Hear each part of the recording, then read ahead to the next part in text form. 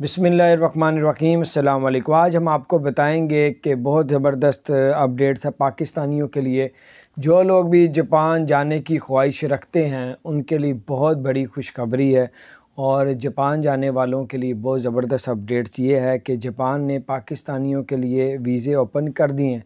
अब आप लोग अप्लाई करेंगे तो इंशाल्लाह ताला आपका वीज़ा भी लगेगा, लेकिन अच्छे अंदाज में अप्लाई करेंगे। जैसे टैक्स रिटर्न होती है, आप 6 मंथ की बैंक स्टेटमेंट लगाएं। अगर आपका उधर कोई जानने वाला उससे स्पॉन्सर मंगवा लें, या फिर अगर आपके पास जो है वो किसी किस्म के भी जो है वो प्रॉपर्टी डॉक्यूमेंट्स हैं, स्टेटमेंट अच्छी है, जिससे होता है 2-3 अकाउंट्स बने होते हैं, जिस अकाउंट्स में आपके सही प्रॉपर जो है वो स्टेटमेंट चली है, वो आप स्टेटमेंट लगाएं तो इंशाल्लाह ताला जापान का वीज़ा आप लोग ले सकते हैं।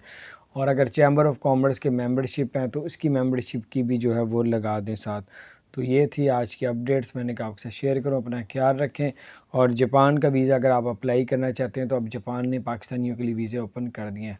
चैनल को सब्सक्राइब नहीं किया जो सब्सक्राइब कर दें, बेल आइकन प्रेस कर दें ताकि नई सी अपडेट्स आप तक पहुँच